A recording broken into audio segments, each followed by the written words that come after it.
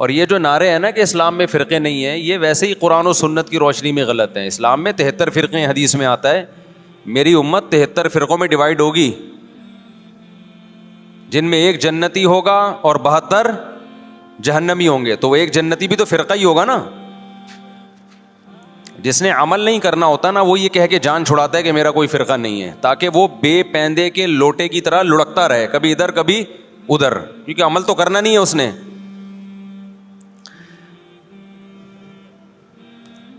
آپ نے دیکھا ہوگا نا سیاست دانوں میں لڑکتے ہیں، ادھر پیسے ملے ادھر چلے گئے، ادھر پیسے ملے ادھر چلے گئے، ادھر پیسے ملے ادھر چلے گئے. تو ان کو کیا کہا جاتا ہے سیاست کی زبان میں؟ لوٹا کہا جاتا ہے. بھائی تم ایک سیاسی جماعت کے بارے میں سوچو جو تمہیں صحیح لگے، پھر اس پہ ڈٹ جاؤ. تو اسلام میں بھی 73 فرقے ہوں گے، نبی نے فرمایا. عین ممکن ہے ابھی 73 نہ ہو، کم ہو، لیکن قرب قیامت تک کتنے ہو جائیں گے؟ 73. ہو سکتا ہے ابھی 73 نہ ہو، ابھی 7 ہوں یا 8 ہوں یا 10 ہوں یا 15 ہوں، لیکن ہیں. اب ان میں سے ایک کیا ہے؟ بولو. جنتی ہے. تو آپ کو پتا ہونا چاہیے. موضوع سے ہٹ کے تھوڑی سی بات کروں گا، کیونکہ اس بات کی بھی کو لوگ غلط پہلو دے سکتے ہیں کہ فرقوں سے مراد کیا ہے. یہ جو فروعی مسائل کا اختلاف ہوتا ہے ائمہ اربعہ میں، یہ فرقوں میں داخل نہیں ہے. یہ چیز رفع الیدین کے ساتھ نماز پڑھنا، بغیر رفع الیدین کے پڑھنا، آمین زور سے آمین آہستہ، یہ تو صحابہ کرام میں بھی اختلاف تھا. یہ تو صحابہ کے دور میں بھی تھا، حالانکہ صحابہ کے دور میں 2 فرقے نہیں تھے. تو قرآن و حدیث کی تشریح میں جب اختلاف ہوگا، اس اختلاف کو فرقہ واریت نہیں کہا جائے گا. یہ ان 73 فرقوں میں شامل نہیں ہوگا. جیسے نبی صلی اللہ علیہ وسلم نے صحابہ کا لشکر بھیجا کہ بنو قریظہ پہنچ کے نماز پڑھنا عصر کی. کئی بار یہ حدیث بیان کر چکا ہوں. راستے میں نماز کا وقت قضا ہونے لگا. بعض صحابہ نے کہا بھائی فوراً پڑھ لینی چاہیے، نبی کا حکم تھا، مگر نماز قضا ہونے کا تو نبی کو علم نہیں تھا کہ راستے میں قضا ہو جائے گی. بعض نے کہا نہیں، نبی کا مطلب کو چھوڑو، نبی کے الفاظ دیکھو، الفاظ یہی ہیں کہ نہیں پڑھنی. تو 2 فرقوں میں بڑھ گئے نا. ایک کہہ رہا ہے اثر پڑھنی، ایک کہہ رہا ہے نہیں پڑھنی، لیکن نبی نے دونوں کو ملامت نہیں کی. وجہ کیا تھی؟ کہ یہ حدیث کی تشریح میں اختلاف کی وجہ سے 2 حصوں میں بٹے تھے، وہ رائے کا اختلاف ہوا تھا. تو یہ فرقہ واریت میں داخل نہیں ہے. یہ تو علماء میں ہوتا ہے، صحابہ میں ہوا. اس میں تو جس مفتی کی بات پر زیادہ اعتماد ہوگا اس کے فتوے کو فالو کیا جائے گا اور دوسرے پہ طنز نہیں کیا جائے گا. لیکن کچھ اختلافات اس سے اوپر کے ہیں. میں سمجھا پا رہا ہوں اپنی بات؟ آ رہی ہے نا؟ آسان مشکل بات تو نہیں کرنا میرے. کچھ اختلافات اس سے اوپر کے ہیں. یہ حنفی، مالکی، شافعی، حنبلی اختلافات، یہ وہ اختلاف نہیں ہے جو 73 فرقوں والے ہیں. یہ تو سب ایک دوسرے کو برحق سمجھتے ہیں. ابھی آپ نے سنا ہوگا امام حرم نے خطبہ دیا، مسجد نبوی میں بھی مسجد حرام میں بھی.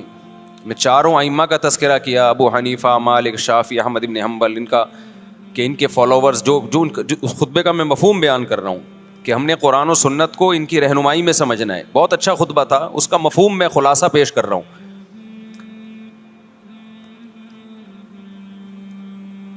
تو یہ اختلاف تو فروعی اختلاف ہے، لیکن کچھ اختلافات کیا ہوتے ہیں؟ اوپر کے ہوتے ہیں. بیسک بنیادی عقیدوں کا اختلاف، ختم نبوت کا اختلاف. چھوٹا اختلاف ہے، بڑا اختلاف ہے؟ بڑا اختلاف ہے. قادیانی بھی اپنے آپ کو مسلمان کہتا ہے، اور ہم قادیانی کو مسلمان نہیں مانتے. اب کوئی آپ سے پوچھے قادیانی ہو یا نہیں ہو، آپ بولے میں فرقوں کو نہیں مانتا. او بھائی تو جان چھڑا رہا ہے اپنی. آپ کو مینشن کرنا پڑے گا کہ آپ ختم نبوت کے قائل ہو یا نہیں ہو. اگر قائل ہو تو اس کا مطلب آپ قادیانی نہیں ہو.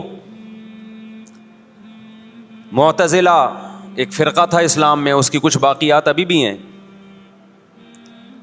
قدریہ ایک فرقہ تھا اسلام میں.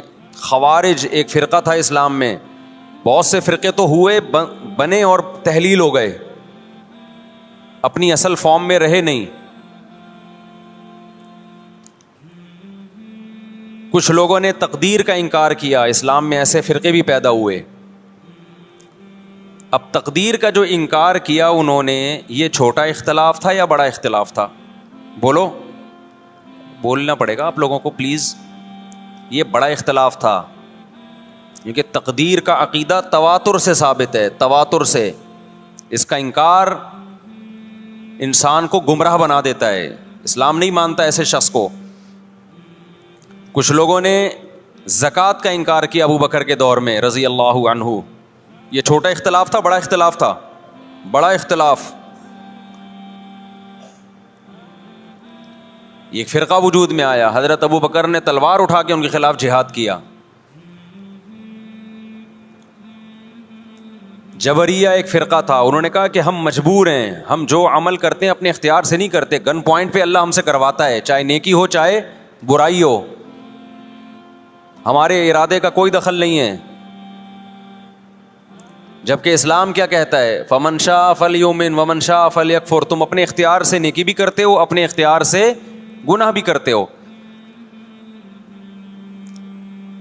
ہاں یہ پہلے سے لکھا ہوا ہے, اللہ کے علم میں ہے کہ کون کیا کرے گا, تو اسی کے حساب سے کرے گا وہ, لیکن کرے گا اپنے اختیار سے.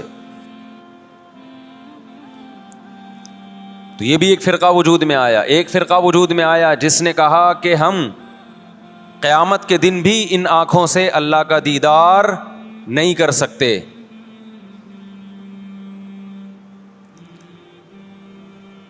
اہل سنت والجماعت کا عقیدہ ہے کہ مومنین کو قیامت کے دن انہی آنکھوں سے اللہ کا دیدار ہوگا. بہت ساری احادیث ہیں اس پر. تو جب اتنے سارے فرقے وجود میں آئے,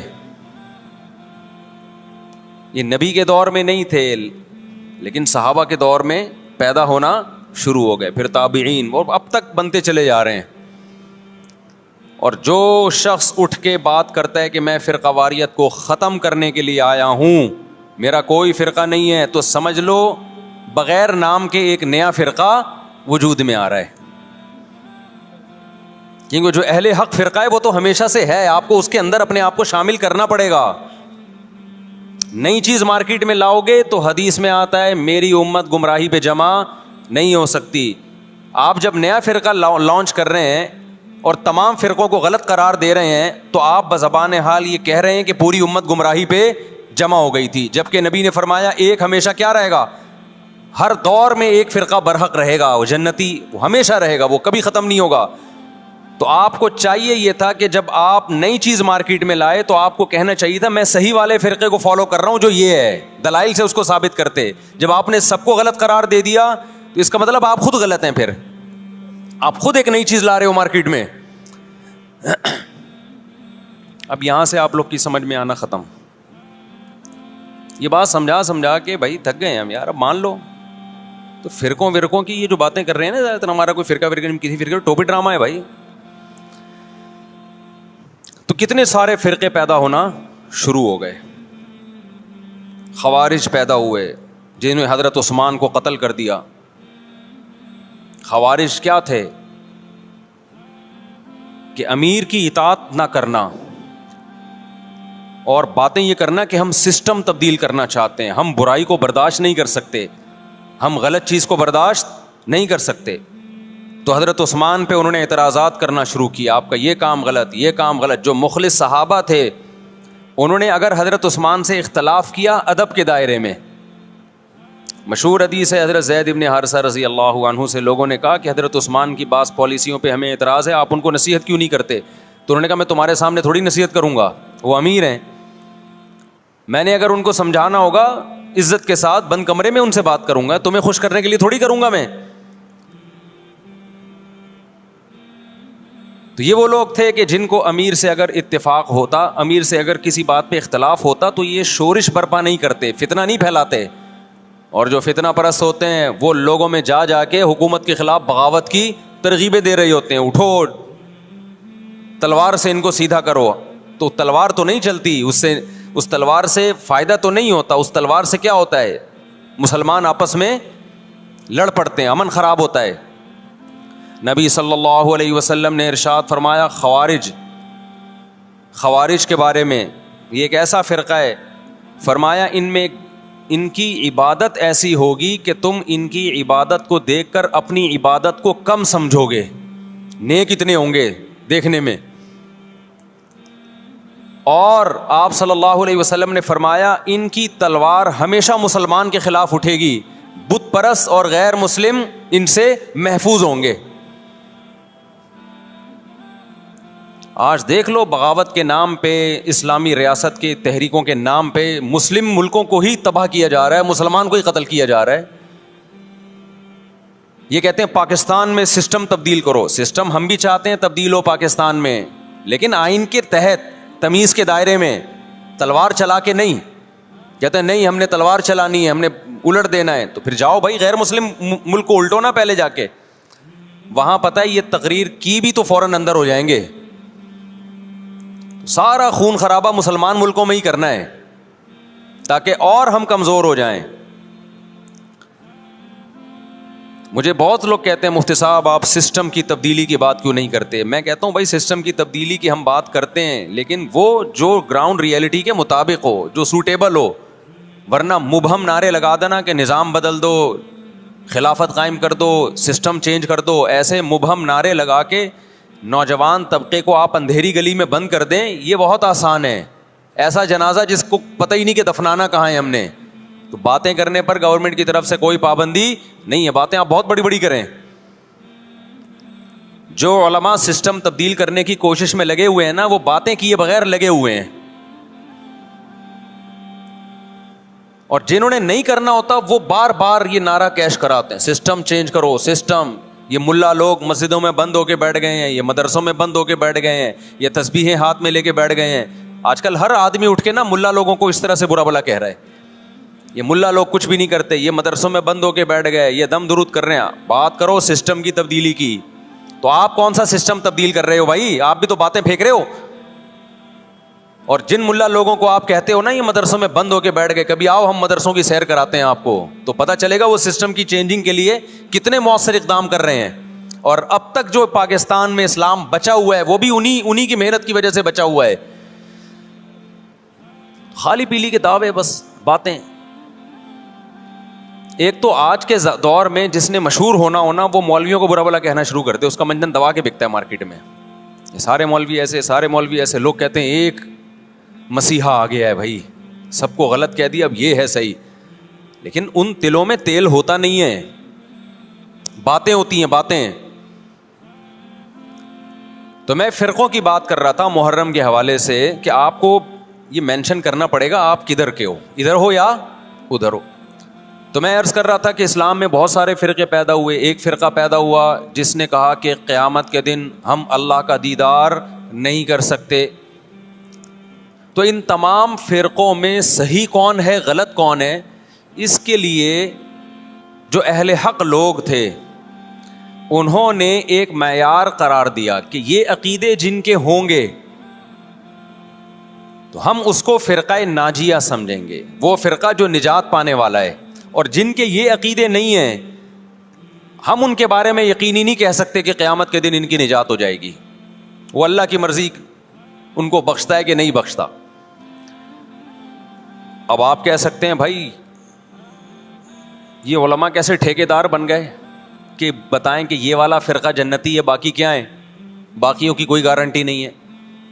تو علماء ٹھیکیدار نہیں تھے, علماء چوکیدار تھے.